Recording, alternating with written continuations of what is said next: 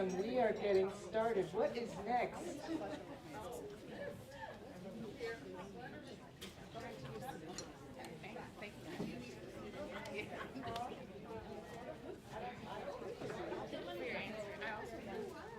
Yes, you're upside down.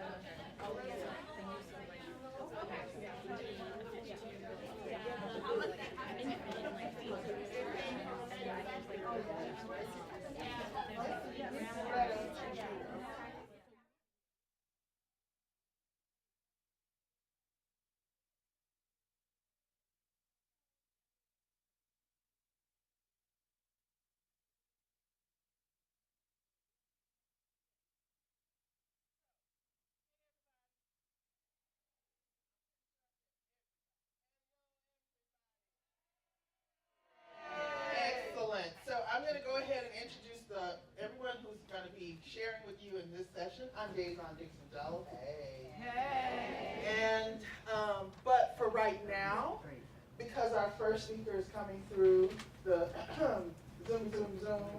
Oh, I'm in Massachusetts. I'm like Boston. What is it? Boston, Mass. 21334.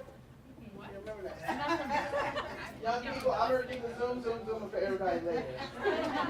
Okay, I'm just going to ask, how many in this room actually remember Zoom? I do. Oh, the TV show? The show. The only thing we ever got from the north of Georgia Public Television was, Boston Public Television, Zoom. All right, which came right after the electric company. Anyway, I'm the Sesame Street generation.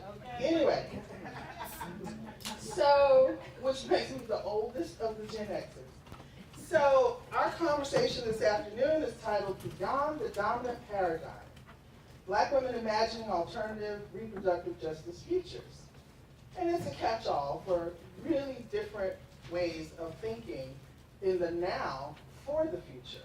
And so I'm excited to introduce our panel, which will include none other than Alexis Pauline Gunn,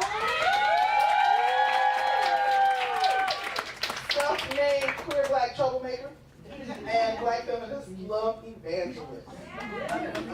Afrofuturism and black women's magical theorizing is what we're talking about. I love it. What we were talking about earlier, Lynn was in the room, we were talking about black girl magic and how that might be a part of that race paradigm we talked about earlier today.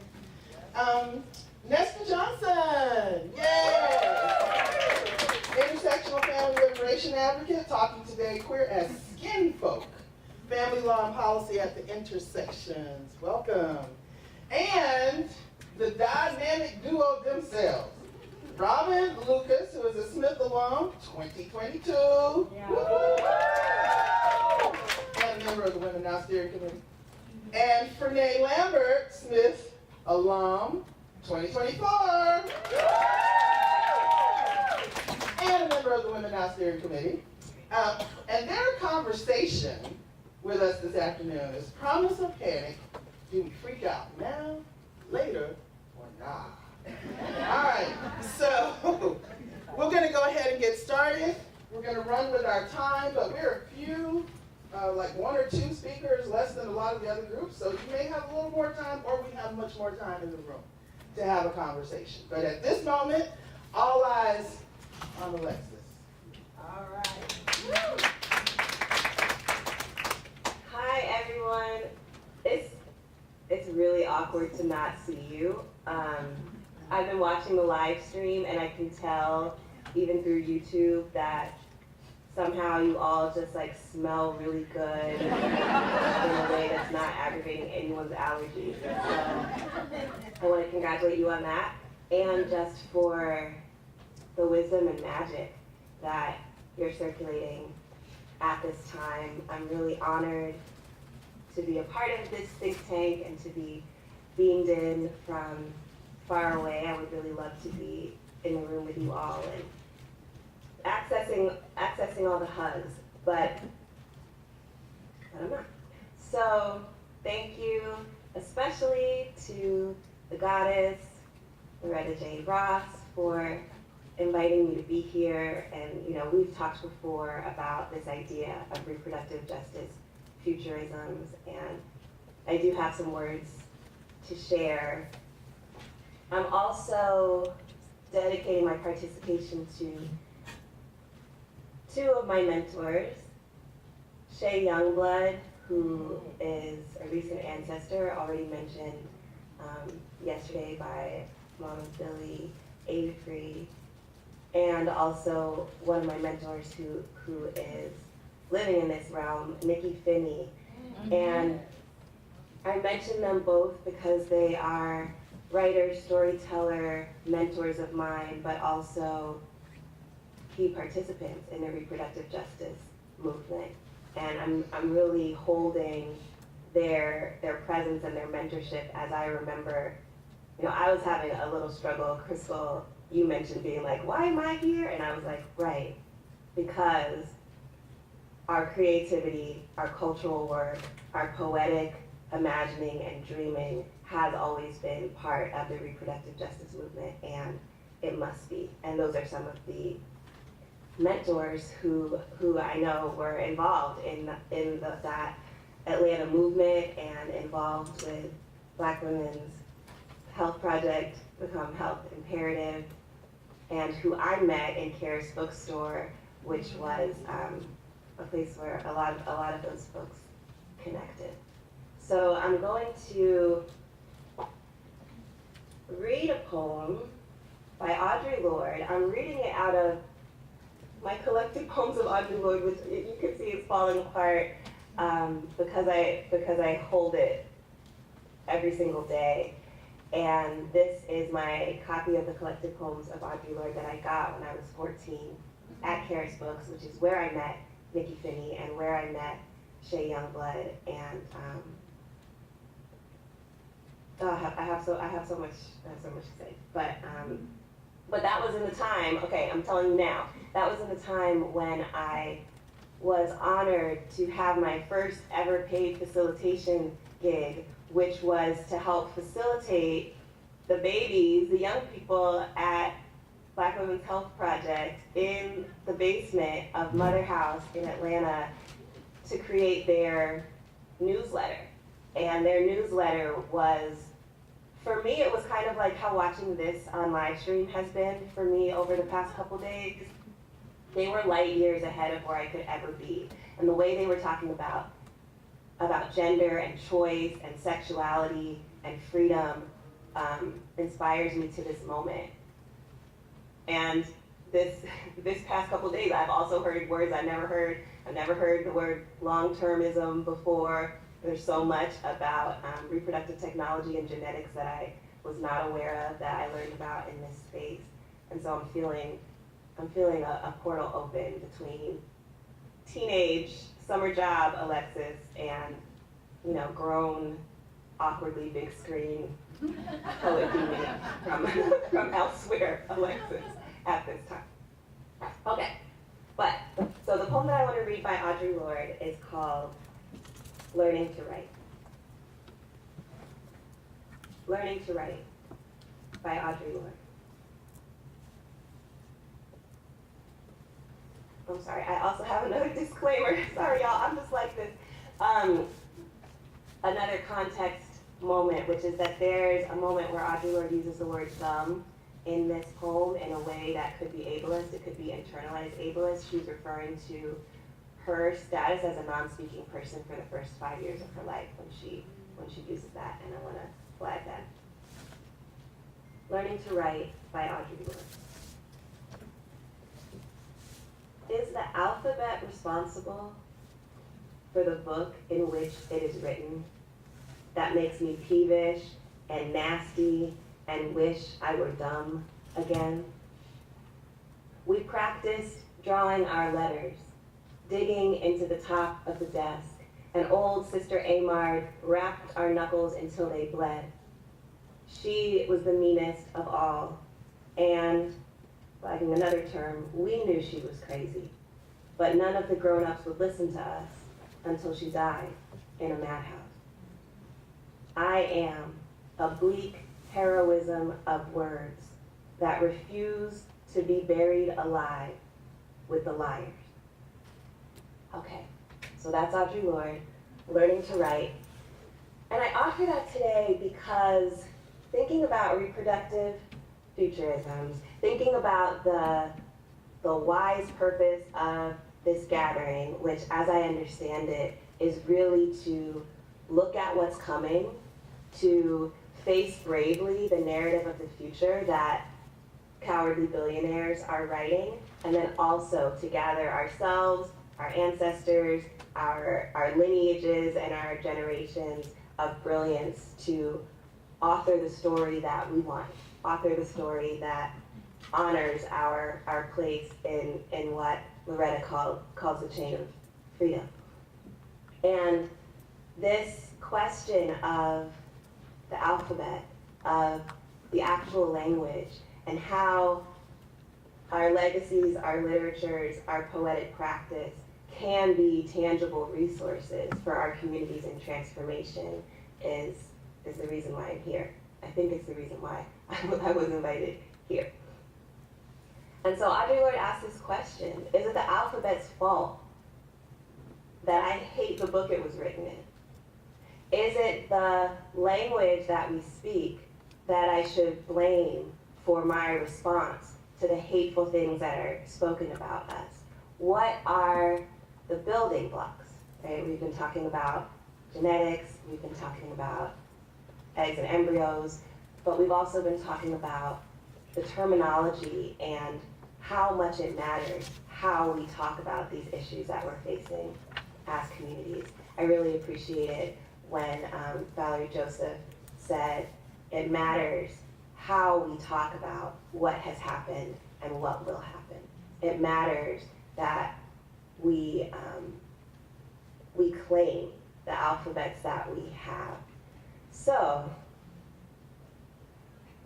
okay, only a few minutes because I'm excited for all the other panelists that I'm glad to be able to see you all now, by the way. You're so beautiful. So when we think about reproductive futurisms, reproductive justice futurisms, when I was talking with Loretta about this a few years back, when I had the honor of being the other guest speaker in a class where she was the guest speaker, I was like, y'all don't need another guest speaker. Like, you have Loretta J. Ross, not only because of the fact that obviously, Loretta, you have enough to say to fill curricula for millennia to come, but also just because of how much I'm still learning from you. You raised this idea of reproductive justice futurisms, and I have ever since then been thinking about there's reproductive and there's reproductive. So there's reproductive, obviously, as a key term in reproductive justice, that is the term that has convened us. We're thinking about how life continues. We're thinking about autonomy over whether to give birth or not. We're thinking about autonomy of being able to parent and for families not to be policed, all of these things. But in that term reproductive, we're talking about an embodied relationship to the future. So reproductive justice has always been an intergenerational movement shaped by this ethic of accountability that honors generations back and goes generations forward. Yes. And then reproductive in my own lexicon as a queer studies scholar I was bringing up, has this other piece where we're always asking the question of what about the society that we have now should not be reproduced in the future? What are the forms, for example, the forms of systemic oppression that we're surviving right now that we actually don't want to make again, right? So if reproductive in a particular way means make again, we understand that that's being operationalized in one of the most harmful slogans of our time, right? Make something again. And we're not trying to perpetuate into the future. We're not trying to project eternal nostalgia onto time through our practice of reproductive justice. But what is the queering, the opening, the questioning that allows us to do that? Which is all to say, what is our responsibility in terms of how we speak to each other, who we prioritize, which I know is also one of the framing questions of this gathering, that allow us to always remember that reproductive justice is a transformative movement. And it's not a movement based on scarcity and holding on to old nostalgic narratives, but it is something that has to allow us to be vessels open enough to the energy that's flowing through from before we can remember and into, as Loretta said yesterday, beyond our dreams. Okay, so that is mostly the way I'm thinking about it, and I'm hearing it in how important it is when Dorothy Roberts talks about the use of, has talked about and written about for years, of course, but also reiterated in this space, the use of race as a predictive technology, right? The importance of being able to predict using a pseudoscience of race. Also, the importance of the predictive value of binary gender, right? This emphasis on binary gender and this supposed idea that something about our chromosomes means that our expression of what life is should operate on a binary, which is absurd, is all about trying to be able to predict something. The queer danger, which is also a Black danger, of the fact that we can never be contained in binaries. We are manifestations of life loving itself. And if you look around at any of life, all of the species that we're interconnected with, it's profoundly unpredictable how life will manifest, how love will manifest. And so one of the things that I want to raise around this question of the most vulnerable is to reiterate the queerness of Black parenting. Kathy Cohen and many others have raised this and brought this up, but to think about that queerness, which is always the imposed criminality of Black parenting, especially Black mothering, as Dorothy Roberts also raised here and has raised elsewhere. And also specifically the parents of trans children, and remembering that even before this presidential executive order and presidential mandate around binary gender and erasure of the websites and all of this harm, we saw the consolidation of this scapegoating of trans people specifically mobilized against trans children. And when I think about that vulnerability, this is something that is actually hard for me to talk about for multiple reasons, but in this moment because of how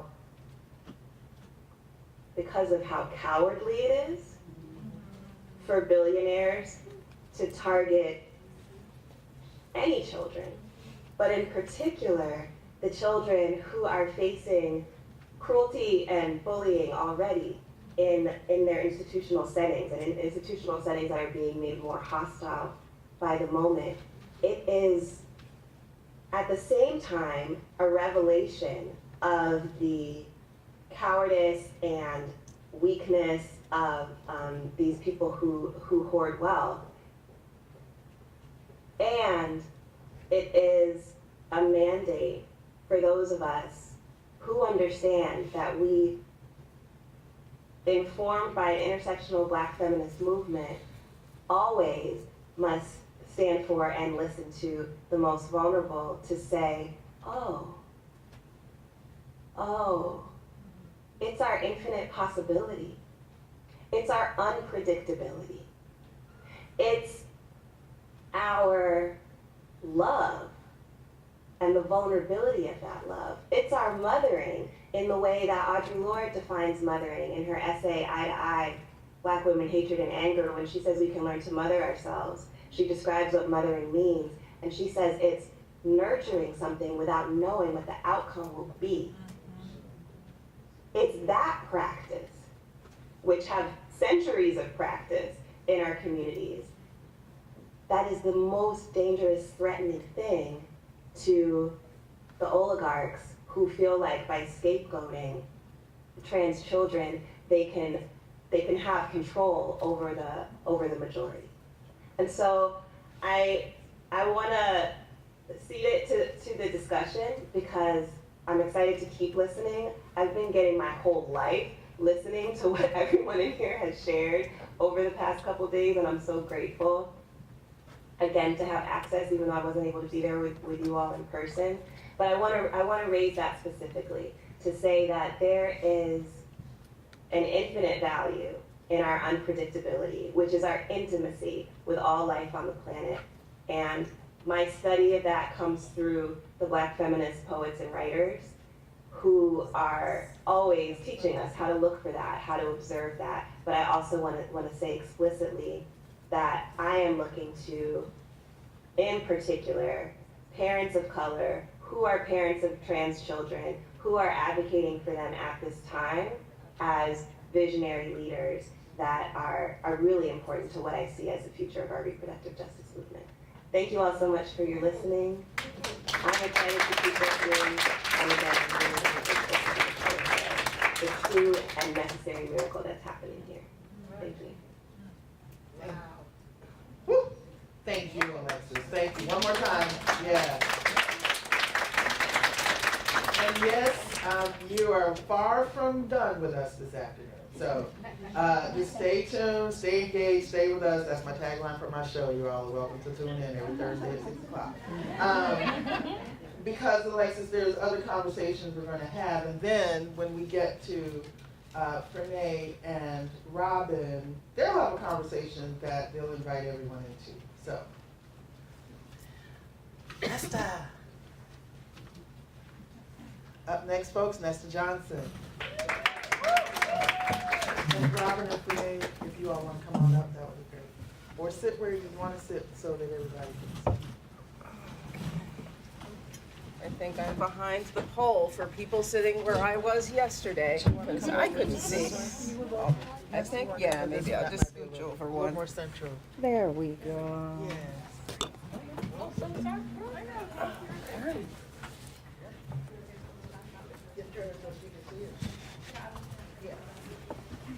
What, you want me to bring the laptop? Here you go. So, hi y'all. Once again, I'm Nesta Johnson. I use she, her pronouns. I'm an attorney and currently a free agent. I think I mentioned this before, but hire me. So I'm here to talk to you all today about family law and policy at the intersections. And I will spare you a recitation of all of my identities, but suffice it to say that I exist at so many intersections, I say they might as well put in a roundabout. So, being here has been incredible and refreshing for a lot of reasons, one of which is that this is one of the few conferences where I haven't been chased around by a photographer. Trying to get some diversity in their shots. So, I spent 5 years representing over 700 children in family policing cases in Brooklyn Family Court. I went to law school to do family policing cases, although I didn't know that term at that time because I am a survivor of that system myself. I then spent 2 years representing kids at the appellate level in family policing and also high conflict custody cases. The past 4 years I spent working to advance recognition and respect for LGBTQ+ families, with a focus on enacting laws that would create a pathway to legal parentage for non-genetic parents. Just as a very quick overview, parentage is the legal relationship between parent and child. A lot of rights and responsibilities flow from that relationship. The right to have standing to seek custody, the constitutional rights associated with being a parent, a child's right to receive support, a child's ability to receive things like Social Security benefits if you were to pass away. All of those things are connected to legal parentage. And the states, there's a real patchwork. There's a real patchwork of laws around the country relating to parentage and huge variations in the pathways available to non-genetic parents. Generally speaking, absent a surrogacy agreement, giving birth does establish legal parentage, and non-birthing genetic parents can establish through acknowledgement of their parentage or through genetic testing. Now, a non-genetic parent of a child conceived through formal or informal assisted reproduction, or a non-ART related non-genetic parenting situation, such as somebody parenting their partner's child with another person.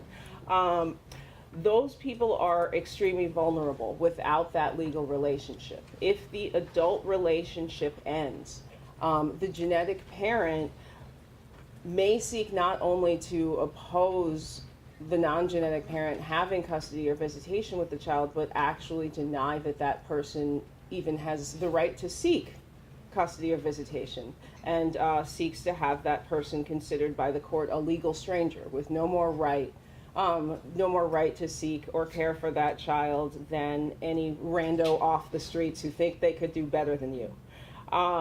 Being on a birth certificate, I always have to say this, is not enough to establish legal parentage. Courts can and do take people off of birth certificates, so not fun fact for you all. And a lot of queer orgs have a lot of resources on sort of what it might look like in your state and what the pathways are available to folks. But the important thing, moving on from my mini spiel, is to say that this is what is severed when, as Dorothy referenced earlier, somebody's parental rights are terminated. So the standard spiel that I spent years giving, and which I did believe in deeply, is that all families are worthy of recognition and respect, and all parent-child relationships are worthy of having that security and that stability. Yes, and. The reality is that even if every U.S. jurisdiction enacted what we consider the gold standard, the Uniform Parentage Act, or similar laws, not all families would enjoy recognition and respect, because there is no such thing as secure legal parentage for Black and brown people so long as the family policing system exists. 1 in 3 children in the U.S. and over half of all Black children will be subjected to a child protective investigation, air quotes, by age 18. Nearly 8 million children in 2023 were reported to state registries. More than half of those reports, around 5 million, involving around 5 million children, were not even deemed worthy of investigation by the state. And it's a low bar. So these mandated reporters, I mean, really high-key calling because somebody has a scratch. Of the 3 million children whose reports were investigated, more than 80% were found not to have been abused or neglected. It never went to court, it stopped there. And it's important to note that for that 80%, they still experience terror and trauma. The way that caseworkers show up, roll up on families, often with police, bust into somebody's house, strip searches their children. I mean, the way that this goes down is deeply, deeply terrifying and traumatic for parents and children. Recently, I've been learning and also teaching about the phenomenon of moral injury, specifically as it relates to child welfare professionals of color. Moral injury occurs when a person who has power or authority in a high-stakes situation acts in a way that transgresses their own morals or values. They fail to live up to their own morals or values. Or they can also sustain that injury through experiencing betrayal or anger or feeling misled regarding the nature or the purpose of the mission that they were given from above. This is a concept that first emerged in relation to the military context, was later expanded to medical contexts, and from there to other helping professions and places where people encounter situations that involve high-stakes moral decisions, which includes certainly working in the family regulation field. So the root harm, the harm of moral injury really is that it shakes the foundations of a person's beliefs about themselves, other people, or the world. And it's important to note that parents and children, not just professionals encountering this system, encounter moral injury.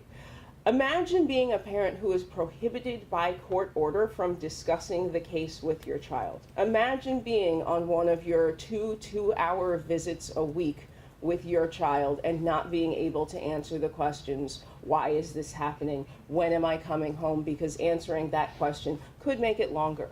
Because there is a caseworker 2 feet away scribbling down everything that you are doing and everything that you are saying, expecting you to redirect your child's question, whether they are 6 or 16, okay?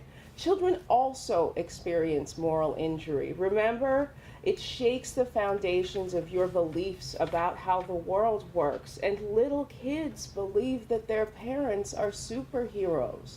Little kids believe that their parents have the power to keep them safe, and the system annihilates that belief in an instant. A lot of folks who are not Black feel empowered to speak about Black people and sometimes over Black people in intersectional spaces in our absence, and to speak over us in our presence. Queer people are disproportionately likely to be poor, to be people of color, to be disabled. I think probably that's no surprise to the people in this room, but maybe a lot of normies could be surprised by that, because there was a deliberate and strategic choice by the movement to present white, middle-class, able-bodied queer people as the faces of the movement, right? Assumptions that advocates for one community, because that overlap exists, can therefore speak for the others, and that what benefits one population will benefit the others, right? We know that there's a lot of overlap in the needs and interests of different marginalized groups, but that Venn diagram is not a circle.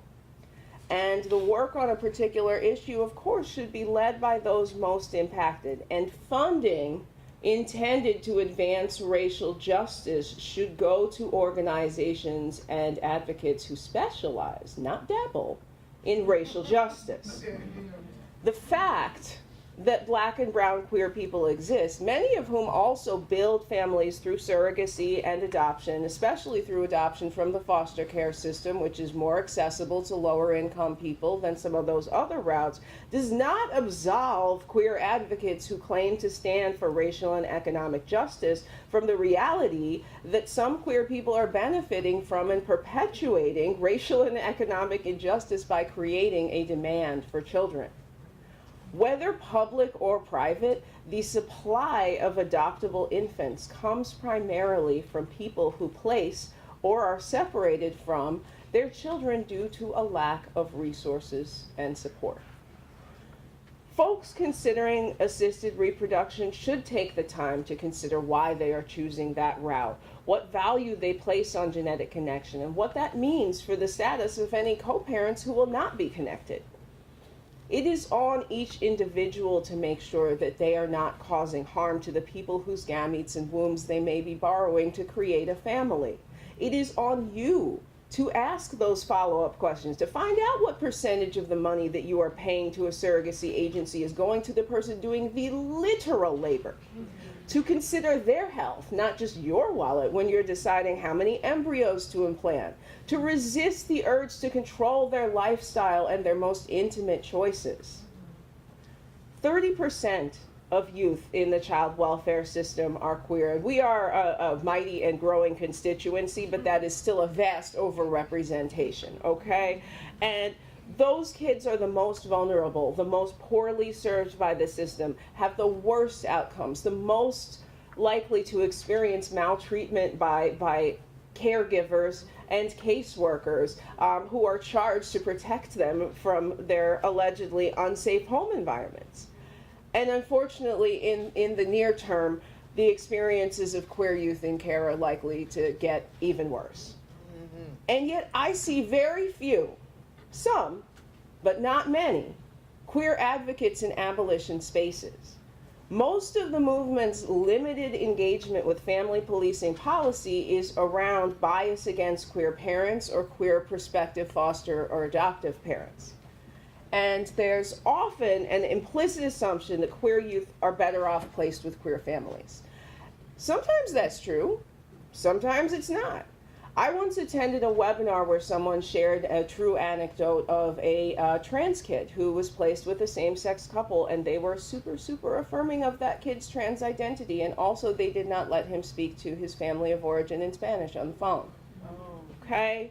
So the system, when it sees children as individuals at all, seems only able to hold one identity at a time.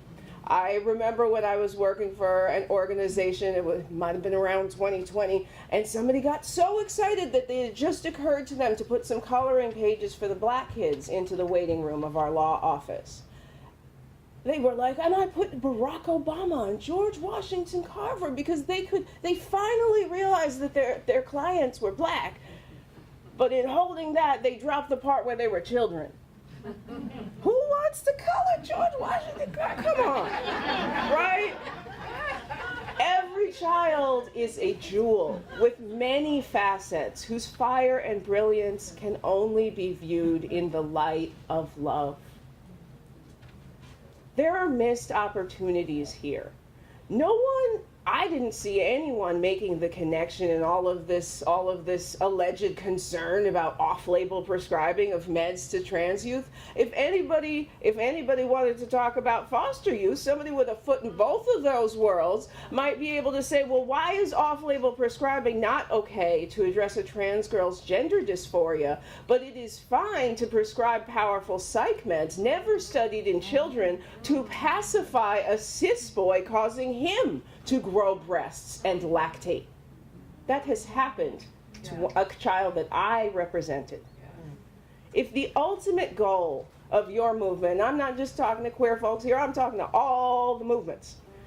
If the ultimate goal of your movement is for your community to be treated just like everyone else, then I'm going to need you to stop and reflect. Because the everyone else y'all want to be treated like isn't everyone. Allyship is a practice. It is not a declaration. Like parent, ally is both a noun and a verb. And you don't get to claim the noun if you're not going to work the verb. Choose a lane. Are you a colleague or a colonizer? We heard from the great Dorothy Roberts and other folks how the social and pseudoscientific construction of race enables victim blaming to justify slavery, explain away disparities, and absolve guilt. Victim blaming is related closely to the just world fallacy, the cognitive bias that assumes people get what they deserve, that good things happen to good people and bad things happen to bad people. Believing in a just world is a privilege. When white people talk about childhood, about kids getting to have a childhood, they're talking about allowing their children to believe in a just world. Unfortunately, a lot of folks never quite get around to growing up. The process of raising a black child, on the other hand, is the process of raising a person to withstand existing in a deeply unjust world, of teaching a person to value themselves in a culture that systematically devalues them. True solidarity, therefore, looks like raising every child to know that justice takes work, and we got a lot of work to do. So, a few quick recommendations with my 2 minutes to spare. We need to demand that folks show up or shut up when it comes to racial justice. Where is your presence? Where is your resources? Where is your explicit and public commitment? Those need to be targeted towards the multiply marginalized people existing at the intersections. And an ounce of prevention is worth a pound of cure. I wish that we spent more time offering information and guidance to people who will not be able to afford to involve legal and medical professionals in their family building journeys.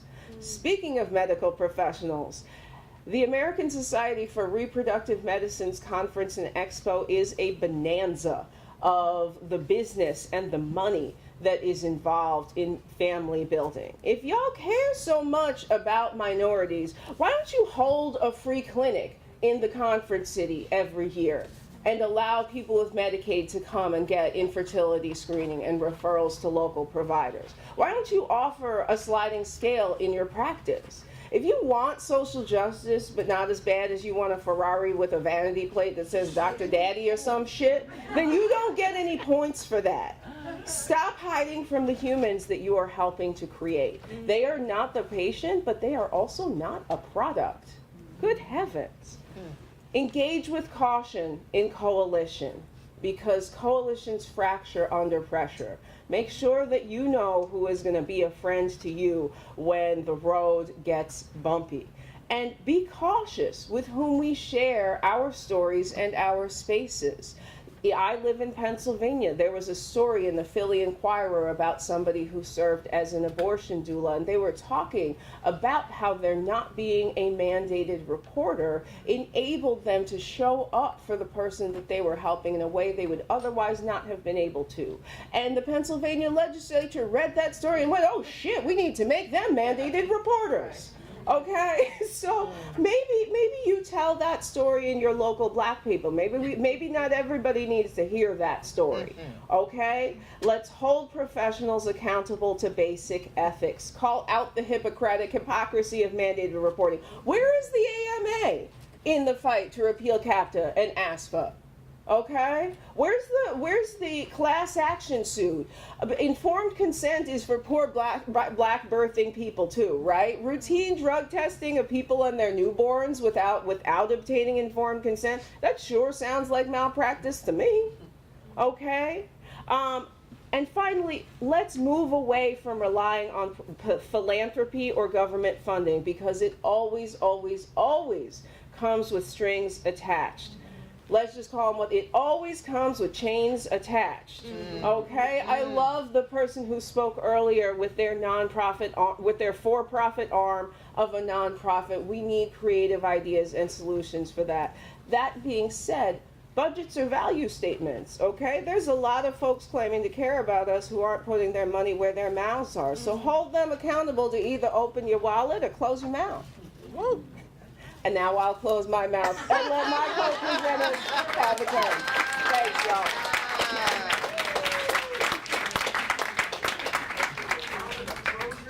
I'm going to breathe that in for just a moment. Robin and Frenay. Let me do this properly. Robin and Frenay. Hi, everyone.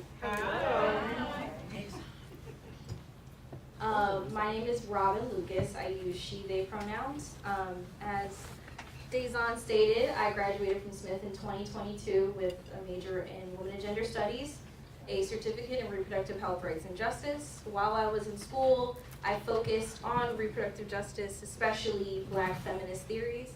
I read Dorothy Roberts. I read Alexis Pauline Gumbs. I read a lot of the people I'm seeing here who inspired me to go on this journey of being a reproductive justice advocate and educating not only myself but my peers on these issues. I'll tell you a little bit about what I'm doing now as my introduction.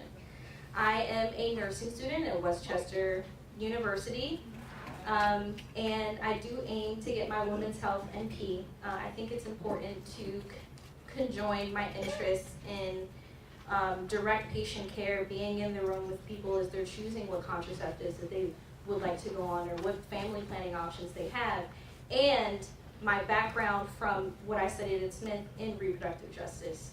I don't see a future in which those two things cannot exist simultaneously. As our previous panelist said, we have to find a way for healthcare providers to be educated in reproductive justice futurisms, and so they can work alongside birth workers, doulas, and also work inside of birthing centers and give the power back to our community. What we're supposed to be talking about is our perspective as young people on reproductive justice futurism and what that means in the current state of the world. But I'll be quiet so that Frenay can introduce herself. Thank you. My name is Frenay Lambert. I am Smith class of 2024. I graduated Smith with a double major in Women and Gender and Sexuality Studies and Africana Studies, and a Reproductive Health Rights and Justice 5-college certificate. I'm currently in my gap year before starting my PhD in the fall at the University of Michigan in Women and Gender Studies and English. And while at Smith, my research was focused mostly on Black mothering and other mothering in the Caribbean, specifically in Haiti, as a form of autonomy building and making. And so I read a lot of Alexis Polygams as well, and a lot of scholars in this room. So I'm really appreciative that we were invited here. And Robert and I are connected through Loretta, who we're both former TAs of, and so, and other TAs in the room, yay. And so we, as Robert mentioned, this is a panel talking about like our perspective on the youth and their role and what's kind of happening with them. But I also just want to acknowledge just like being able to have that space in this room, and the ways that panelists have acknowledged young folks and the work that they're doing and they will be doing for this movement. So yeah, with that, I'll pass it back to Robin. Okay, please excuse us, we are a little nervous.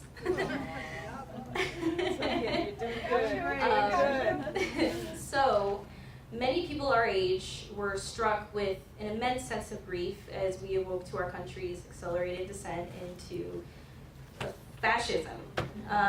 With Trump's election, I myself felt immense grief, not only for myself, my peers, but for our future children, or for even just the newborns that I am taking care of at work. What world are they going to grow into in their early reproductive years, in their their early teens, all the way into their 20s, all the way into their 30s and 40s, and so on.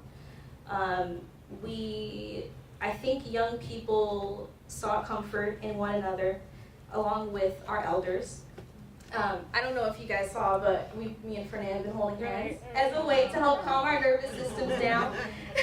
But that's a great example of us seeking comfort in each other. Some have been tempted to stick our head or dump our heads under the sand. I'm completely misphrasing that term, but you guys get what I'm saying. To cancel out all of the horrible things that is going on in the news, we attempt, and it's a maladaptive coping mechanism, to shut out what's happening outside of, or in the world, and what's happening in our country and other countries as well. Amidst the onslaught of executive orders threatening our most essential rights, I think it's important that we talk about our unique experience and responsibility as young people to usher in reproductive justice to the future. So our panel is titled Promise or Panic, Do We Freak Out Now or Later or Nah? Thank you, Deza. You're welcome. Great name. So I spoke a little bit about what grief felt like for me when I realized that Donald Trump was going to be president-elect. After I saw the comfort of my friends, talked about what that meant for us, I collected myself and scheduled an appointment for a hormonal IUD. This was something that I had been considering for 1.5 years to 2 years because I saw the angle that our politics were heading towards. I thought it was important to protect my right to bodily autonomy while I still had the chance. So I, like many people our age, went to get a hormonal IUD. I had done research about it prior, but I'm sure there are people my age and younger around who didn't have time to do the research because we saw that he got elected and we're like, okay, that means in the next 4 years we're losing access to Plan B, we're losing access to the pill, we're losing access to all other last standing protections of our rights to bodily autonomy. And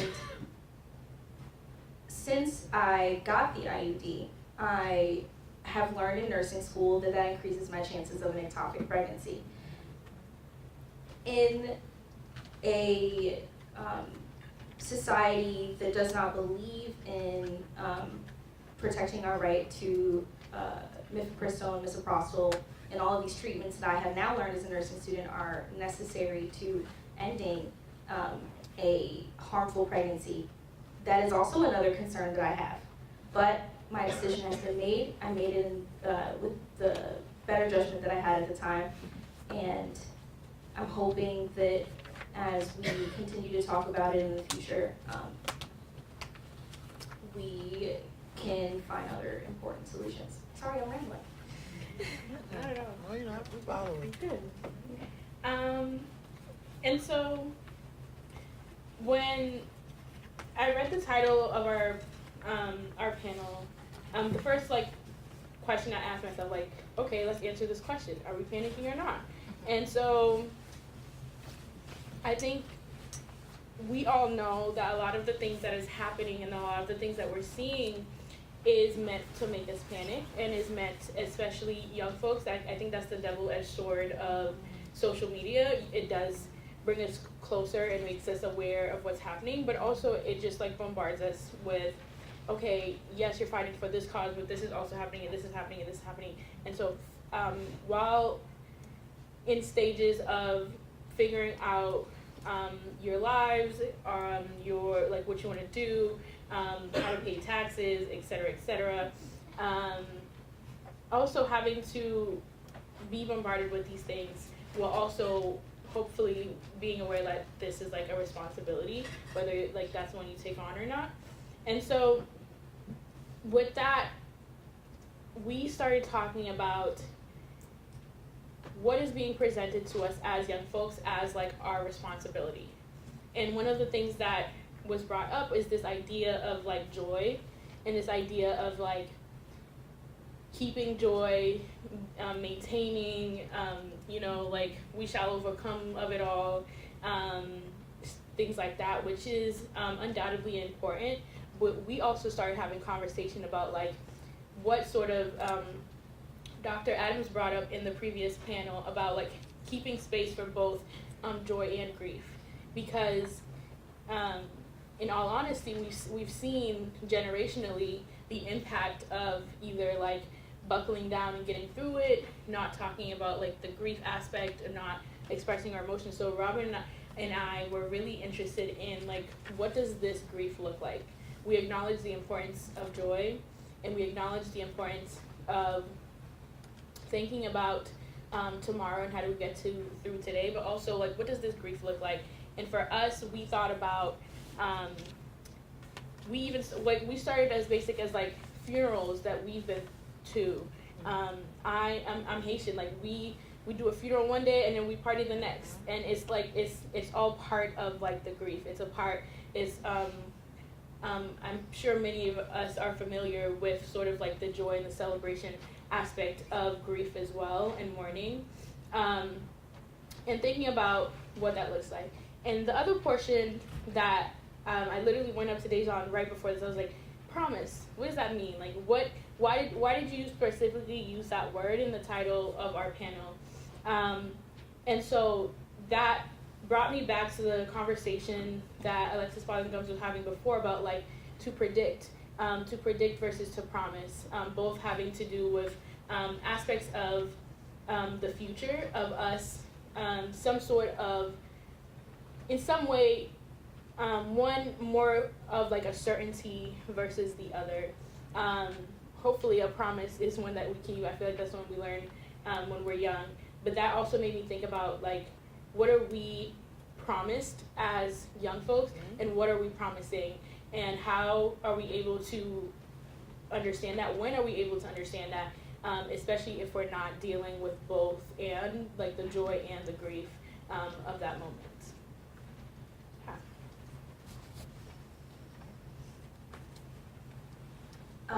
I'd like to thank and uplift Renee on her piece about the interplay of both grief and joy within our movement.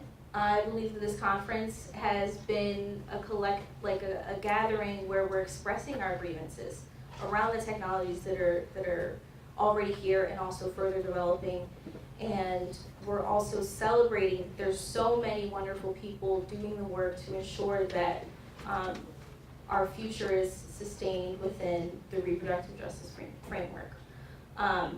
I think another huge part of us being able as young people to ground ourselves is through dialectical strategies to calm our nervous systems whenever we do come across so many different social media pages about what's happening in the world. So my favorite is TIP, which is temperature changing, intense exercise, progressive muscle relaxation, and paced breathing.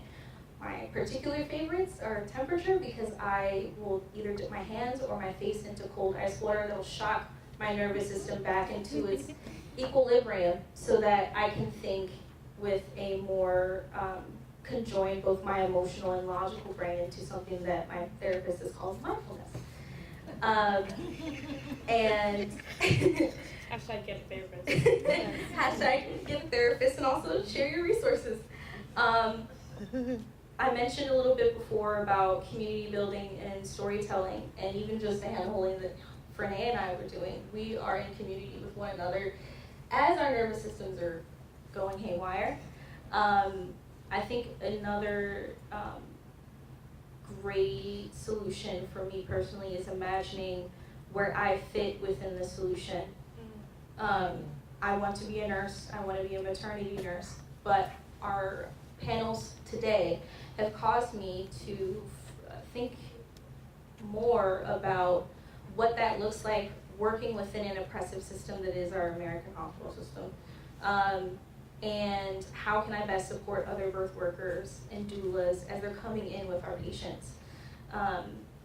I feel challenged not only to come in with my background in reproductive justice and reproductive justice futurism, but how can I share that with other healthcare providers as I'm in the room with Black women getting C-sections and their anesthesiologists or complaining that they are a difficult patient while they are under.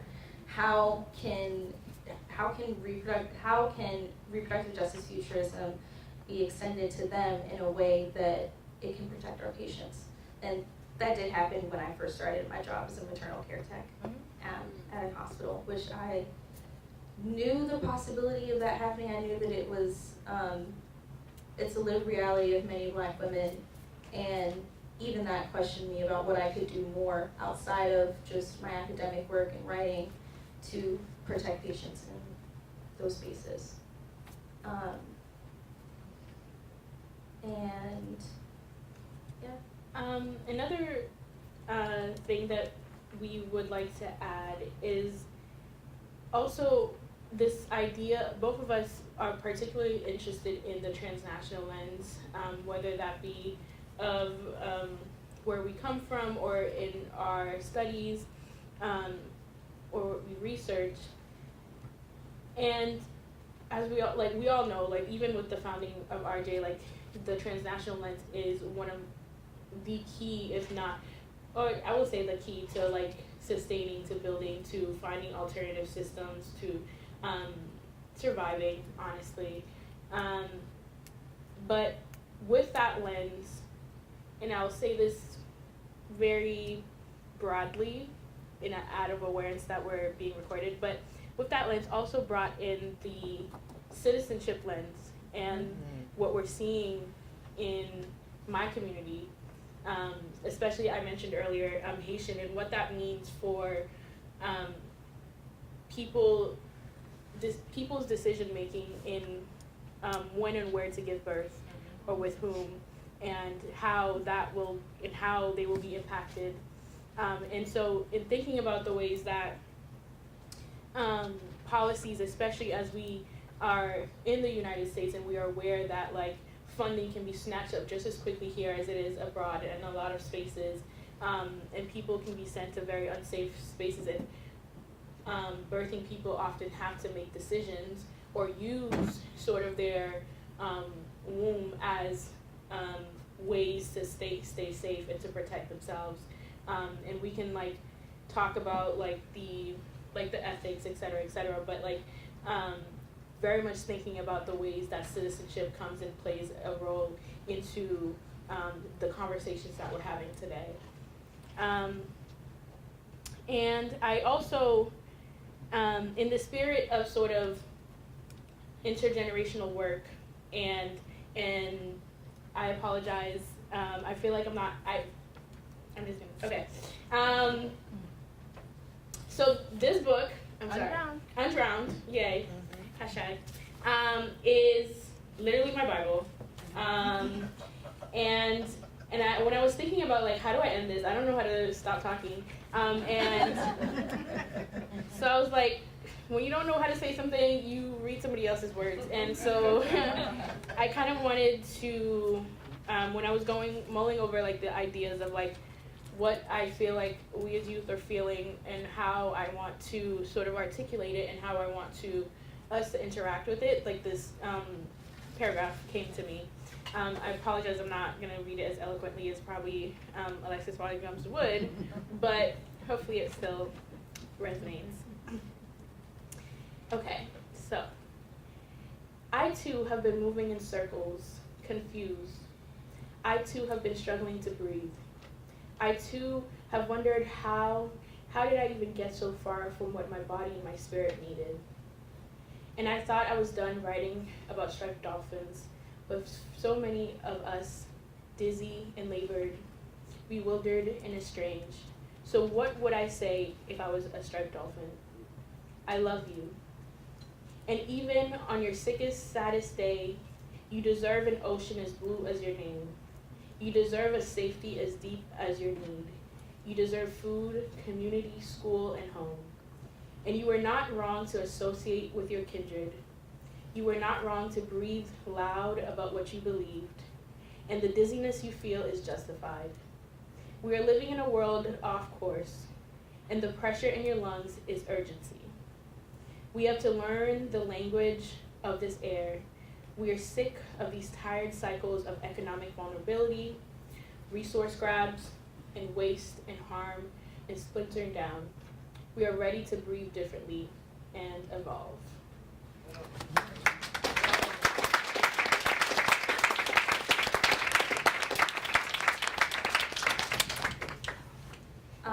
I just want to end with this affirmation for myself and the other young people in the room, that no matter how much it feels that everything around us or within us is crumbling, we are worthy of ushering in a future where the rights to safe reproductive experiences and ethical use of assisted reproductive technologies are protected.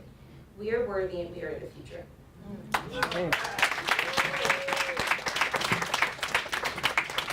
One more thing, I'm so sorry. No. I told you I didn't know how to be quiet. When we are asking, like one of the things that we were both thinking about, but didn't really articulate here, but was about this like future aspect of like naming what we want to see in the future, like quite literally power in the tongue. And so if possible, like if people have questions, we just ask that like before you ask, I would just want to ask the question like, what do you want to see? Like, what does the future look like for you? Like just like a sentence, and then ask. If possible. Yeah. Okay. Thank you.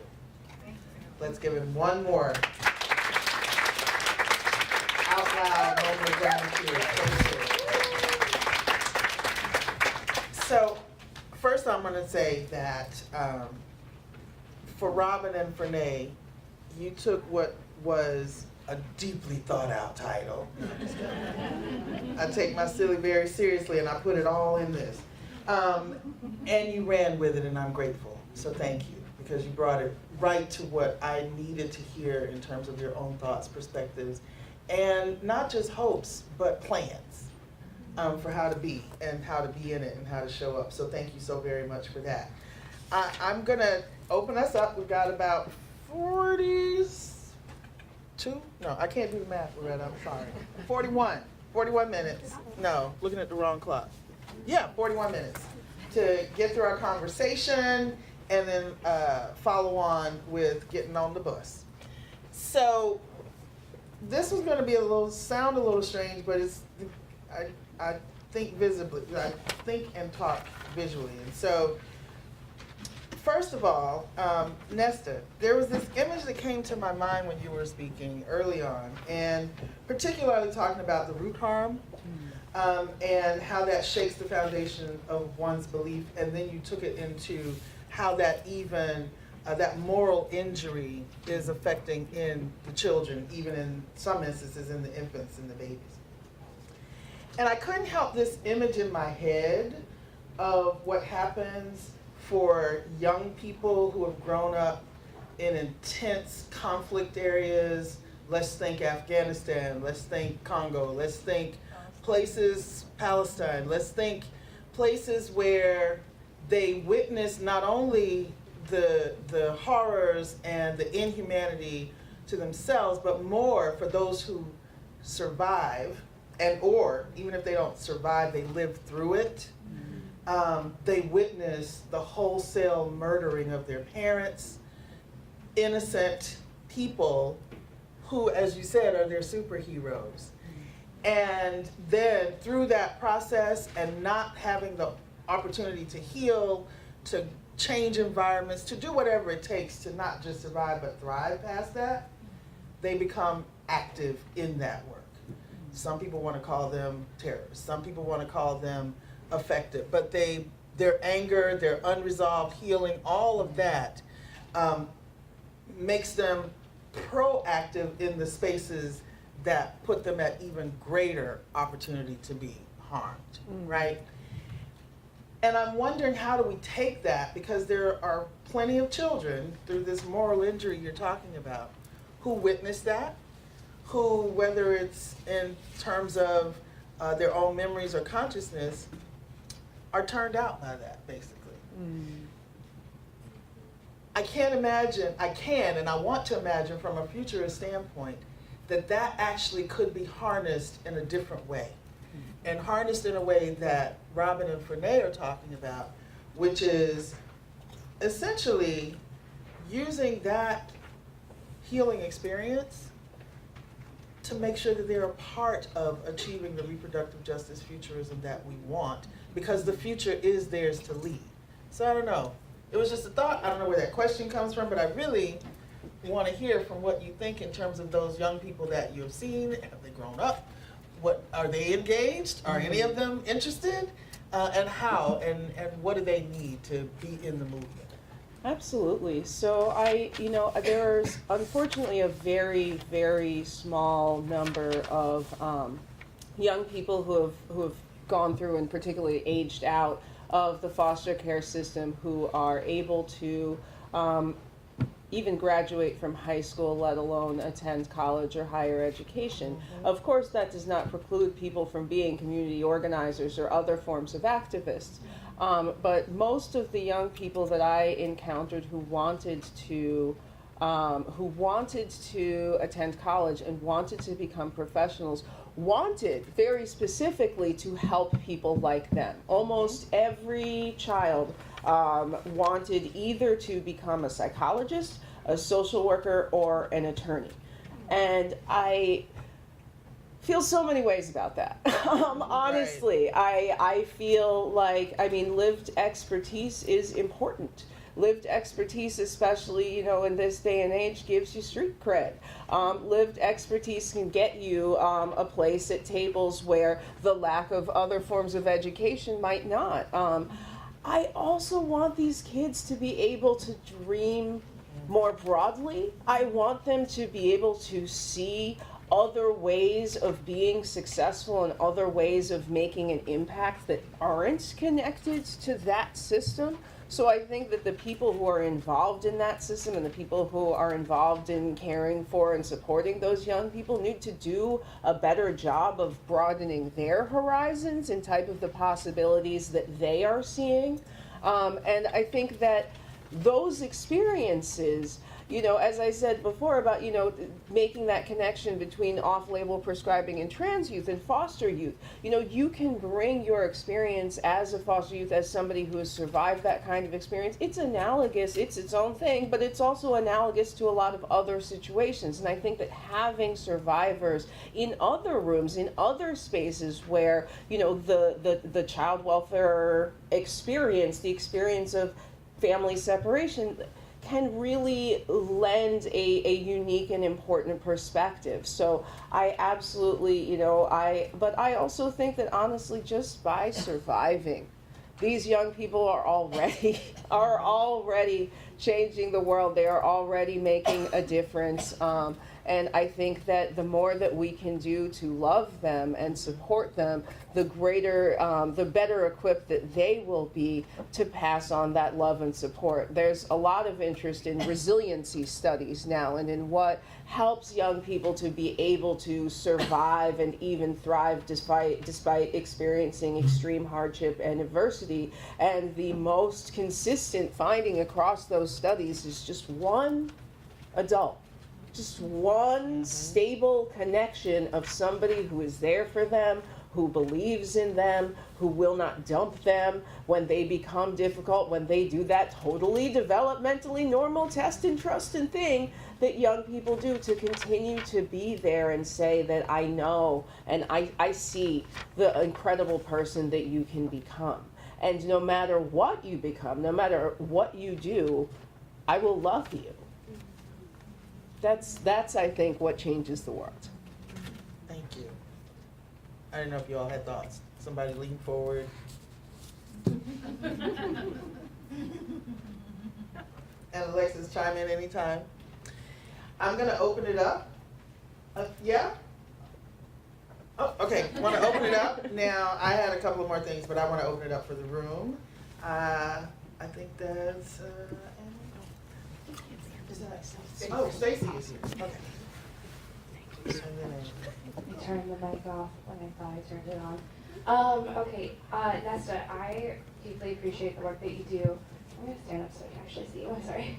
I deeply appreciate the work that you do, and I wanna echo a few things that were said earlier about the nonprofit industrial complex, because I currently am on the board of a Boys and Girls Club that I went to when I needed that one adult in my life. Like, long story short, my dad had Alzheimer's disease. Home was not a safe place for me. And so I'm seeing firsthand though, like being in that space, like my goal is to create like a space that I had as a kid that provided that one adult in my life, but being on the board and like seeing how it works and knowing like the financial stuff behind it and how much affluent white women are spending time on nonprofit boards because they are the ones with the extra resources to do that, and how much of a blind spot that leaves for our kids. Yeah, we're in Vermont, it's 98% white, but we're currently serving refugees, we're currently serving unhoused children, a lot of CPS situations as well. So these, like, I can't wave a magic wand and fix our board, right? But I would love to hear your thoughts and ideas about like other ways of creating spaces for that one adult and that intergenerational relationship. Because what I see lacking in my community, and I'm sure y'all have seen it in your communities as well, is this generational divide that's intentional. Like we're supposed to be cut off from learning from y'all, unless we're in a privileged position, because y'all's were the generation that we were supposed to not emulate. We're supposed to put our heads down and be good little millennials and ruin the diamond industry, but also still go to work. So I don't know. I'm getting a little rambly, but please, any thoughts on that? So much. I think for one thing, it would definitely be helpful in terms of making nonprofits less lily-livered, we will say. Would be to remove the treasure from those 3 T's. For anybody in the room who's not familiar, a lot of times people ask you to bring your time, your talent, and your treasure to board roles. And that is not a good way to get a diverse board. That's a complete sentence. I don't need to say anything more about that. I think that, it's difficult. I think that it can be really hard to connect with young people authentically, especially if you're not a parent. And I think that our society, unfortunately, so many efforts, like the entire system to allegedly protect children, go awry. And I think that the very valid and necessary effort to keep children safe from creepy adults has isolated young people from all adults. who are not their family members. And so I think and I think unfortunately part of that is due to the perverting of the concept and ballooning of the concept of grooming to unfortunately go far beyond the original and correct definition of that term. So I think that countering that, I think that particularly for cis and het individuals, it may be easier to move into those spaces without being concerned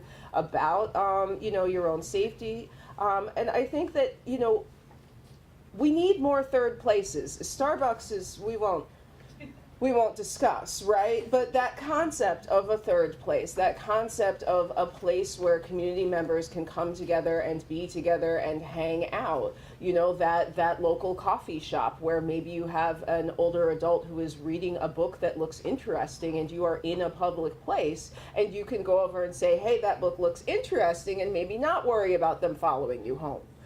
So I think that creating the space, the physical space for those encounters to happen is a necessary component for sure.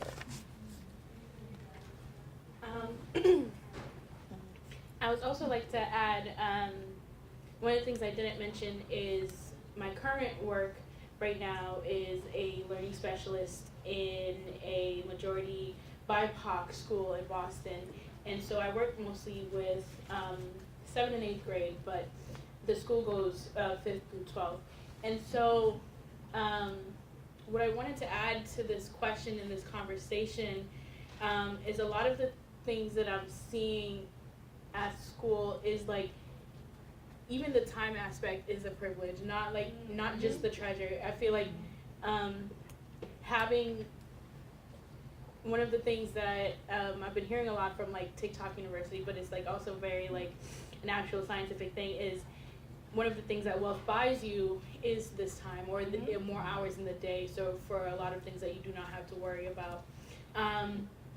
And the things that I'm seeing, or the conversations that I'm hearing in like the faculty offices in regards to these kids, are more so just like focus on the surface level, like behavioral, like pushing back that often happens with 7th and 8th grade students, and that playing a huge toll on teachers. And now is one incident that is specifically happening in my school is also ICE like attempting to come in as well, and have this, unfortunately, the administration having teachers deal with that as well, and rather than the administration themselves.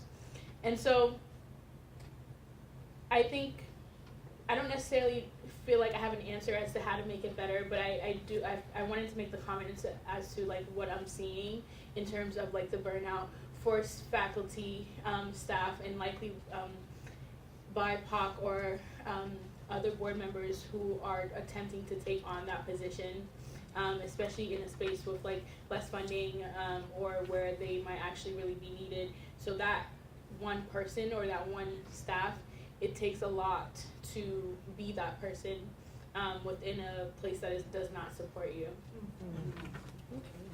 Oh, and my dream, because that's what you said, Renee, to start with a dream, right? Oh yes, please. I'm sorry, I want to hold your rule. Where's your mic? Here, Steve. Sorry. I guess my dream is to have it be easier to find the people that you can work with in your spaces. Like, just have that network be ever expanding and plentiful.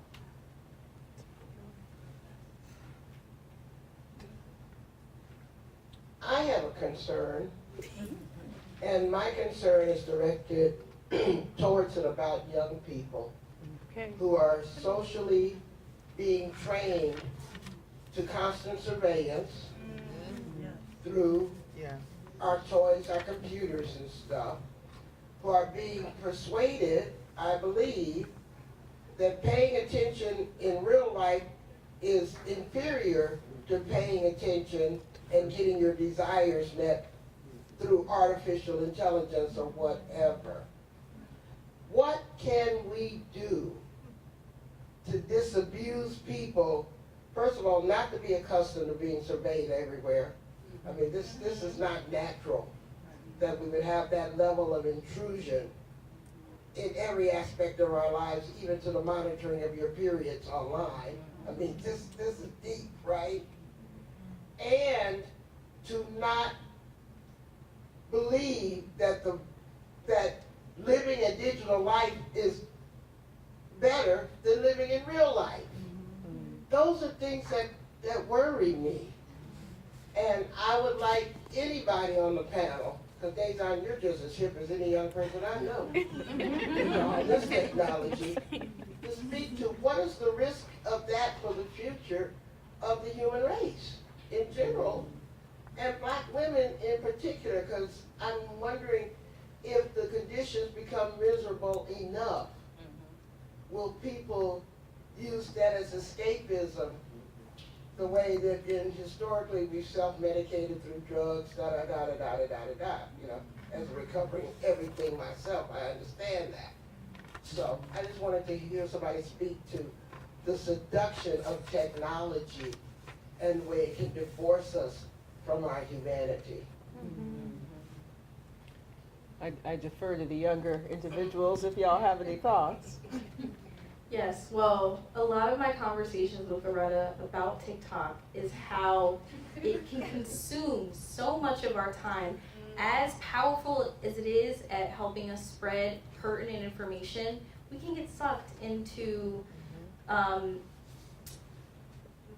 information that wears us down, that causes us to go through a lot of stress, and then we're unable to authentically engage with these issues in real time when we're in classrooms talking about these discussions, or having these discussions.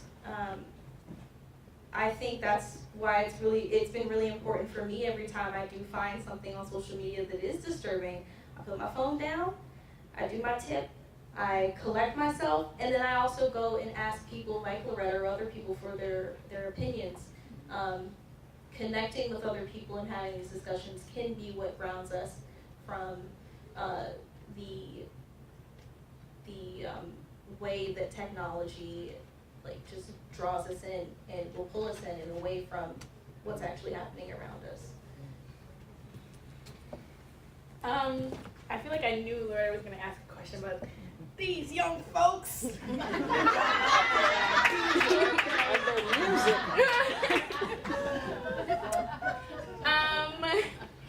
So we all know there was this idea that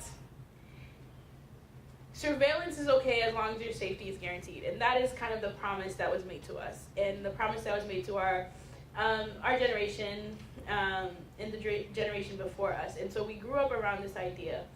And so now that the world is coming into a space where safety is not guaranteed, and we're becoming more and more aware that not only is safety not guaranteed, but the people who are promised to protect us are the very people who are attacking us and making us unsafe.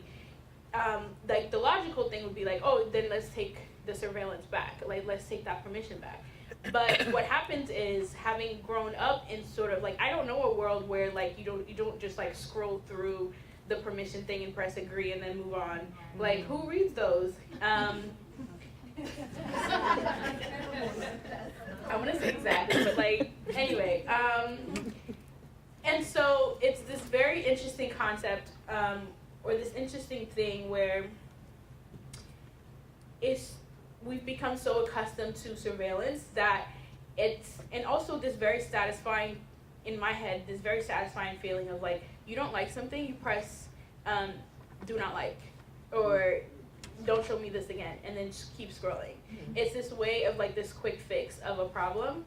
And so while I do want to acknowledge that, and this very real sort of like the fact that the term IRL needed to be a thing, like this very real like escape or push into, I also want to be aware, I also want to say that like the solution is not to just like tell them to pull their heads out or tell them to come back to real life, because one of the things that I learned really specifically as a learning specialist, like the solution is not to say like be better at math, it's also to create like specialized content and to work with the ways that they're brain is working, the way that their system is working, in order to be able to do, because there is power in sort of being able to be in that system, and being able to, and also with this lack of care, I don't want to say care because I feel like that would be misinterpreted, but one example that like very recently happened was like when TikTok was banned. We saw a large group of conversations happening about like this new app called Red Note that was that required you to accept like a whole ton of bylaws that was not in English, but everyone was like, okay, cool, and then went on to this new app to sort of start a new community. And I think it can be both. I think it can be an acknowledgement that yes, this is a very real problem, but also not necessarily just being like, you guys need to pull your head out the stand or out of your phone, but also using that to our advantage. I think the first people who get young people these days used to be surveilled all the time is their parents. Is it on? I think so. Yeah, it's on. Yeah, I think that unfortunately, and the system has something to do with this too, but I think one of the first spaces in which young people become used to being constantly surveilled is in their homes. Like the idea of allowing young people to play on their own or to not be sort of constantly supervised past like the age in which like you're worried that they're going to like choke on a grape, is unfortunately become pretty culturally popular. So I think that from the perspective of adults who are interacting with young people, first of all, try not to do that to the extent that, it's not going to get you a case. Like maybe let your kid walk to the park, or walk to school, or engage in what used to be considered common and developmentally normal things that kids really don't, unfortunately, get a chance to do as much these days. Model it. When you are out to dinner with your kid, put your phone away. Make that a rule, Maybe don't, wild concept, take your phone to the bathroom. It's gross.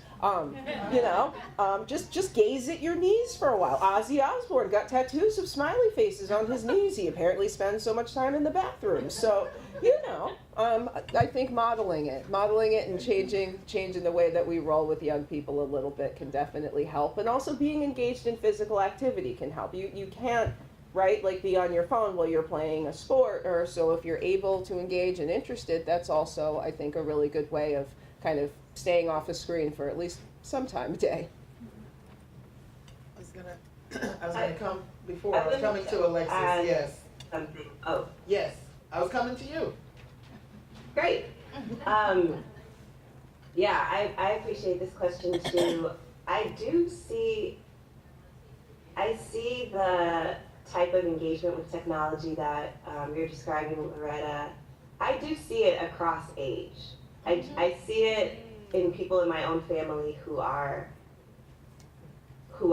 actually like 70 years old and 90 years old, where like a device, whether it be the TV on at all times, keeping them company, or whether it is a phone, that it really, for me, it underlining what everyone before me has said, it really is evidence of how isolated we are.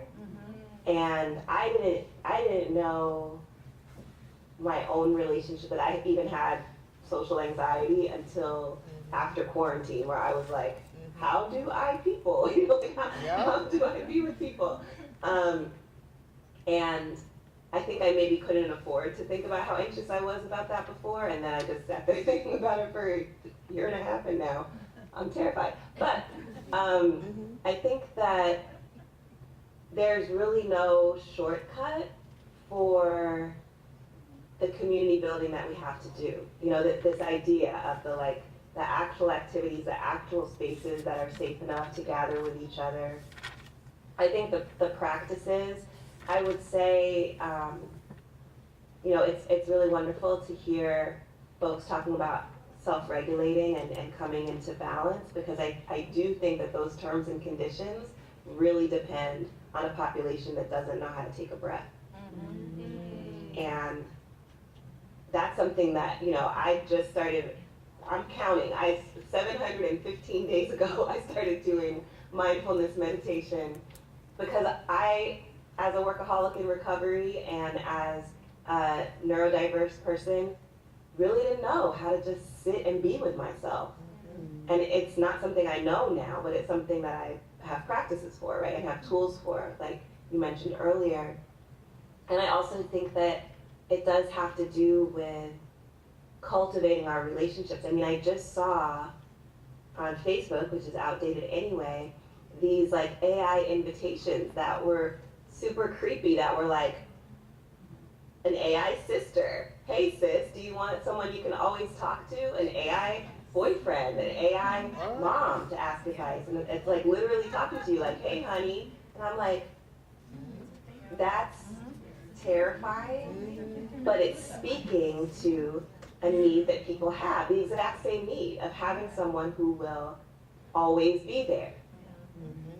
And, you know, I'm in a practice where, you know, thankfully, I do have a partner who I talk to, who I trust to always be there. I am blessed to have a relationship with my mother where we do speak daily, with my siblings where we're actually in communication. But what I understand is that there's a need for that. And so many people are isolated and reeling, hopefully healing, but mostly reeling from harm and trauma that they've experienced with other people. And it's like, and you can't trust AI to not hurt you, because we have seen instances, unfortunately, especially with younger people and with more vulnerable people, where outcomes have been terrible, where there have been deaths by suicide that AI was directly involved in, as we know. So we have to take that on. You know, I don't think that it's a matter of just getting people to stop when it's a real need, when isolation is actually real.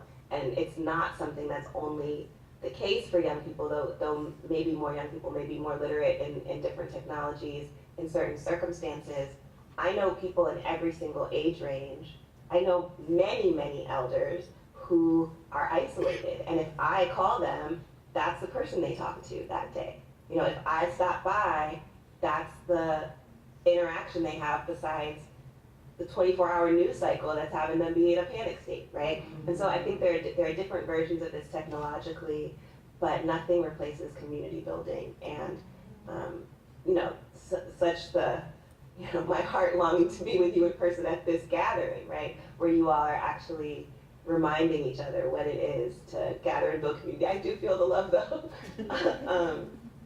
And I do think that is a huge charge, and it is undervalued when we're trying to stay on top of it and get into the technology and infiltrate the technology and use it for what it's worth. But there are certain things, taking a breath, there are certain things, reaching out and saying I care about you, that can never be replaced, though those who would manipulate us are trying to replace them with something that is really about selling us more things and keeping us more isolated. So just appreciation, because I know everybody in this room is in the process of community building with the institutions that you're in, and with your commitment to reproductive justice and all the other movements that you're a part of. But I really do think that that's what we have to lean into, and that's our hope, and that's our salvation.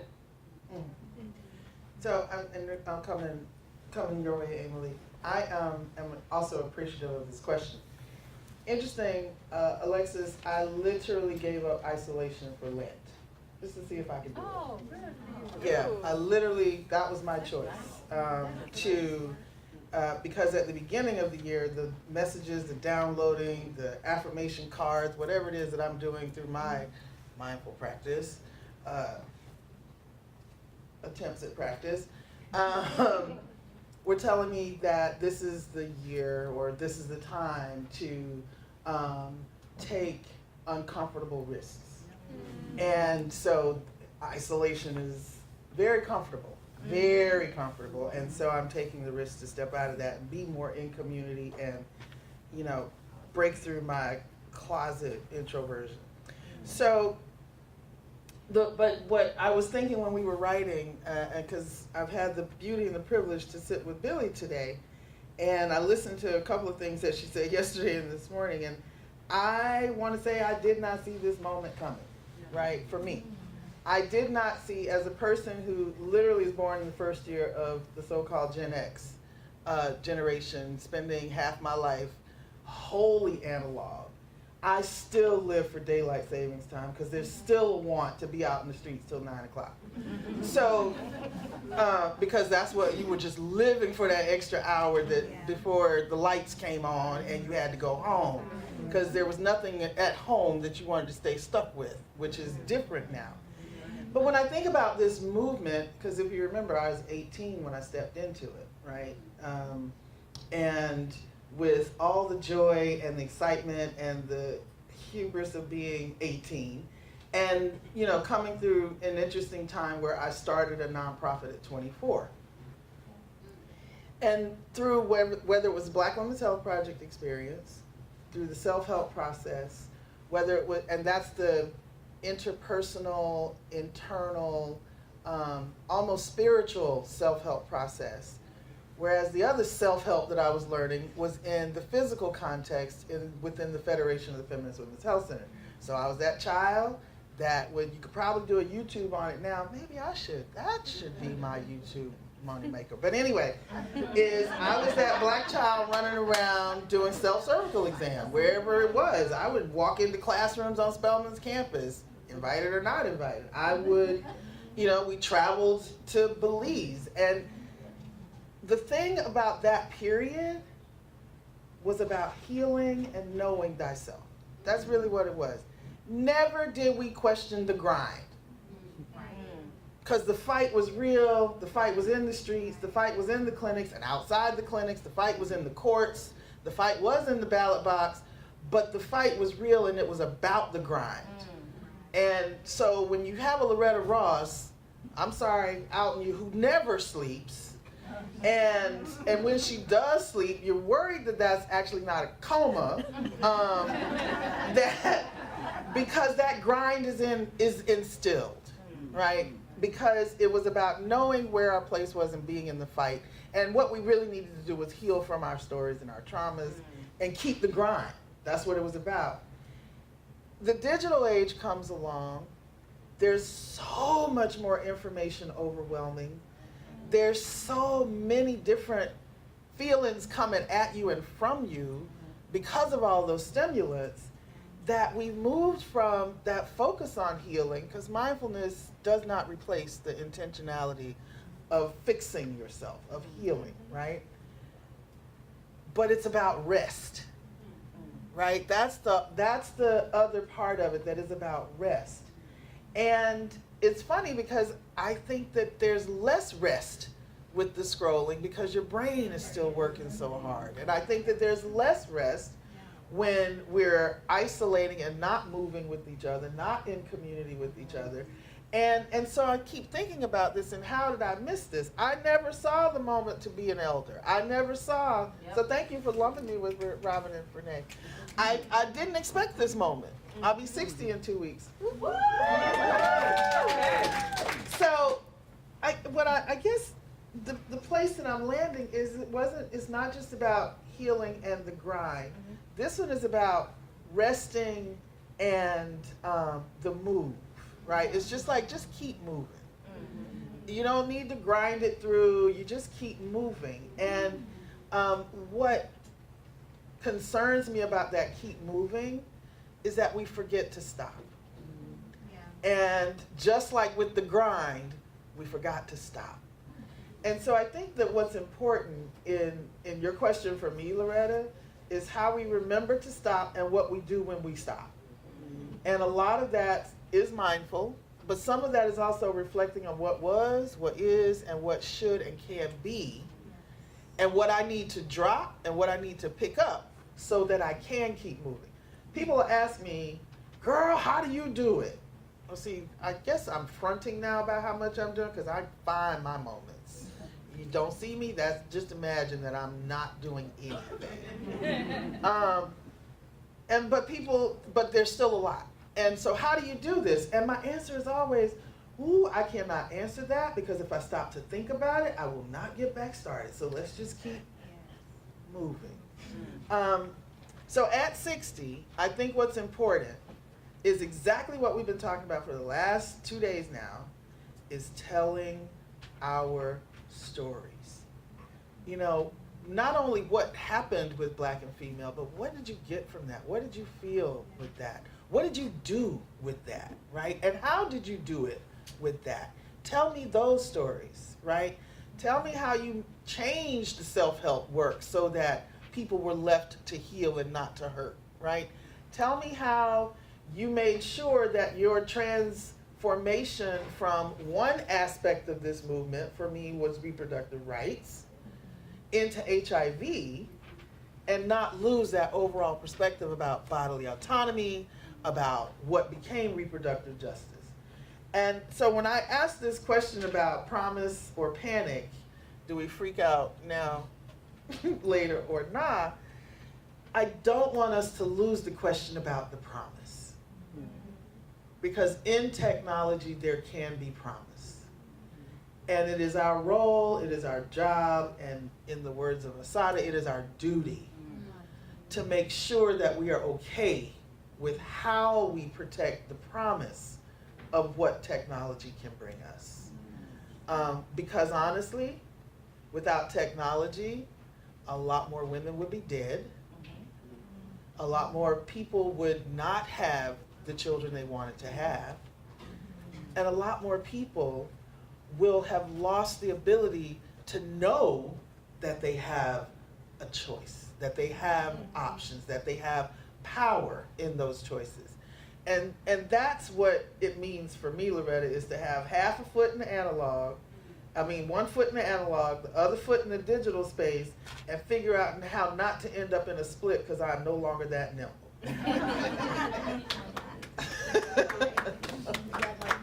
Yep, and we got 3 minutes. I got Emily and Fiona. Thank you. I think this is a great question, Loretta. And I wanted to kind of make a connection between something, Renee, that you said, and Nesta as well, which is, one, the way we're getting rid of this is not just to get rid of it. There's no going back. This genie is not getting put back in the bottle. Right. My generation was very much sold a promise that we were going to be surveilled, but it wasn't going to be harmful, which, you know, is BS, but it is what we were told. There's no, changing that people have understood that promise. And I think, Nesta, going to what you were saying about third spaces, and the importance of creating those for young people, that they don't exist in the same way anymore. I think a lot of it is that we are never going to get rid of this, living in social media digital age, where we don't interact with each other unless we start providing opportunities for young people to interact with each other. Ideally without, their parents standing over them, because, that's part of what it feels about TikTok, right? Yeah. My friends say stuff on TikTok and I'm like, oh my God, because their parents don't follow them. My parents follow me, so I got rules. Not rules, I'm an adult, but there are things my mom just needs to know about my life. You're their children, no matter what. Guidelines. Exactly, guidelines. There's boundaries, right? Yes. You're always their children. Yeah, exactly. Trust me, always. Always their children, which means you always need to have them boundaries. And I think that point of young people's need for community is met online. And a lot of us, especially during the pandemic, we spent a lot of our formative years living on the internet, and that was our primary way of communicating. And I think there needs to be education about how to move away from that. Most young people I talk to, we all talk about doom scrolling. We're all so aware of this, we know this is a problem. We want to fix it. I think a lot of people just don't know how, and teaching people and building in coping mechanisms, especially in schools and in young children, is huge here. But also, we need places that we can be that you don't have to pay money to be there. Because Starbucks, even as problematic as it is, if that's your only option, it's also a hella expensive option. And also, we're not going to move away from social media ever. That's not, maybe, but never. That's not gonna happen. You can try my Instagram from my yeah. day. I know, it's important. It's become integral in the ways that we connect, but the issue is that we've lost the ways that we used to connect. Yeah. And then also I had a question for you, Renee, because you brought up the idea of grief, and also the idea of how in Haiti, the way that you grieve and the way that you do funerals, and I think about grief a lot. My mom's a pastor, so I think about grief a lot as ritual and as community, as a group activity. And I'm wondering, how do you see young people grieving together, and do you have any ideas about ways that we can grieve and create rituals around grief that are helpful in this moment? Thank you for the question. I want to answer it in twofold, and in part bringing what Dazon brought up with the act of storytelling, and adding on the act of storytelling is the act of stop, which is what we needed, like she said. Quick story. So 2020, COVID. My grandmother passed away, COVID. But nobody could, she was very Haitian woman, if you know them. She's like, I'm not being buried in the U.S., y'all. I gotta go, bring me back. But we couldn't fly, nobody could fly. So, and no funerals, obviously, COVID. But for me, as somebody who was navigating grief, one of the things that was accessible during COVID was the act of forcing people to stop and to talk about it. And one of the things I've reflected on and I've realized is my process for grieving for her looked very different than the other people I've grieved for that at different periods, because her process was sitting down at a table, telling stories about her life and the lives that she's influenced, and so when we were finally able to travel to have that ceremony, we then were able to also do the second portion, which was the gathering, the eating together, the celebrating, the dancing, etc. And so that portion. And so to answer your question, I think it is really about storytelling. It is about, I think all of this, what we were talking about is the lack of this intergenerational sort of connectedness, is one of the themes that we've been talking about in this panel, is that of older generations talking about the times where you could stay out until the street lights are out, or do these things, because when you were talking about children being let alone, I was like, no, it's dangerous, predators.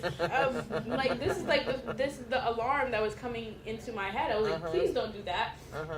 Check their phones, things like that, because unfortunately there's this very real threat and access to children that is happening today. So hearing stories about, no, this is not normal. This is not you need to protect yourself. This is weird. This is not how it should be, because back in my day, this is what I get from from Loretta. I'm sorry. Y'all, in the spirit of calling in, I feel like Loretta's on Facebook right now. Maybe that was calling in. I am. Busted. Call me out. I'm sorry. But yes, having those intergenerational dialogues, letting our generation and others know, not just what books to read or which authors to read, also very important, but also making it so this is not normal, this is not how it should be, or this is not how it can be. This is the other part where looking abroad and looking at other communities, indigenous communities, queer communities, etc., is also important and can be valuable as well. Thank you. I'm going to give, because we're over, but 10-second response. Oh, 10 seconds. 10 seconds and then Fiona. 10 seconds. Yes. I think it would also be helpful to have some digital spaces that are not for profit, right? Because the reason that these algorithms are the way they are is because they want you to, so that you can watch more ads. And so if there were spaces that were just about, hey, we just want to be a place that, you know, that wasn't about that motive, then I think it could be a lot healthier to be online and to find community there. Fiona? Okay, I'll do it really quickly.